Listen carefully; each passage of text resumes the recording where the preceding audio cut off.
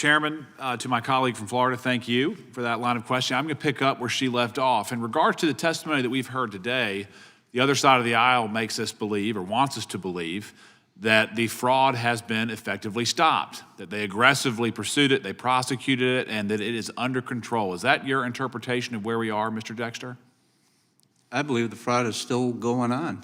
I don't think anything has changed. From what I've seen with Mr. Shirley's videos, I'm seeing in his videos the exact same things that we were seeing back from 2014 to 2019 when I worked there. And it's astounding to me when I was looking at some of the footage, the evidence, there was almost a sense of, we are owed this money that we're stealing. How dare you investigate us? Did you ever encounter that type of attitude when you were performing these investigations? There was an underlying attitude like that, that we were taking away their money and that it wasn't fair to them. In your investigation, sir, was the fraud as obvious as it seems to me that it appeared in the videos and the other evidence that I've reviewed? Yes, as a matter of fact, when we would go out to do our investigations, one of the things that we would have to do, or I would have to do, is we would scout out a location for our surveillance cameras that allowed us direct line of sight to the centers, all their accesses. A lot of that, because of the location where we were in these industrial, commercial areas, meant we had to go to businesses and ask them permission. And the number one comment they made was, oh, you mean that daycare center over there where there's no children? So everyone else around it saw it. In regards to your investigation, sir, I'm assuming that you did not just investigate daycare fraud. What other types of fraud did you investigate? No, our function was strictly child care fraud, but some of that overlapped into, even though we didn't investigate it, a lot of it was also tied into the medical transportation. And did you ever investigate single entities that were appearing as though they were committing fraud in multiple avenues? I'm sorry, can you say? So it was like, was there one facility that was a daycare? It was also associated with the medical transport. Were there people who were double dipping in the fraud in your investigations? Not that we saw as far as different organizations, but there were where one daycare center owner owned multiple daycare centers. So what we saw was more within the daycare center. Yeah.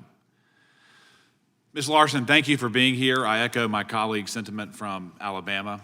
Your son is very impressive. What's his name? His name is Caden. Caden, thank you for being here today. You look sharp. You're doing great. Let me just talk to you about these various audits that you were subjected to. How rigorous were they? Very. They'd be there for hours, come in and say, you know, I want to see these files for these kids at this date and this time. Was there any way that you could have tricked them, concealed it? If you had not had any children there, would it have been possible? Absolutely not. In regards to the services that you've rendered, first, thank you. Thank you. And then in terms of the budgets that you require, how does it make you feel when you hear firsthand accounts that hundreds of millions of dollars have been taken out of the country in suitcases to hostile nations? I can't even respond the way I feel about that, but I will say it's still happening. To the questioning I mean, there's only 2 autism centers that have actually been shut down of all of these that are going on. So what they're doing is this prepayment review and putting us through this AI system at Optum to look for suspicious claims, which is why our funds are being held. And it's not gonna work. I'm going to tell you, it's not going to work. I mean, they just need to do what Nick did. Go and see that there's no kids there. Go and check it out. And what Mr. Dexter did. Data-driven review. Yeah. Without any preconceptions, without any prejudices, and then holding the fraudsters to account. And when he did that, he was called a racist. Yeah. It's astounding. It is astounding. And you said that you help many patients, diverse patients. Yeah. How have those patients been harmed by this administration in Minnesota, the Walz administration? They are all being harmed if I shut down next week. Is that what you're up against? Well, if I haven't gotten paid now, the last date of service was December 5th.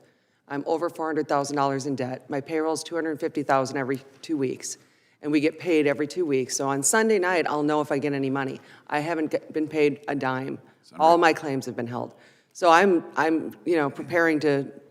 And apparently in Minnesota, too, I can't just pause services. If I pause my services, then the DHS can say, I'm sorry, you've lost your license to serve the kids through this program. So I don't know what they think we're supposed to do. Unbelievable. Yeah. Well, again, thank you for being here. I appreciate all the testimony. Sorry I didn't get to everybody else. There's a lot of questions. Mr. Chairman, I yield back. Thank you. Gentleman yields.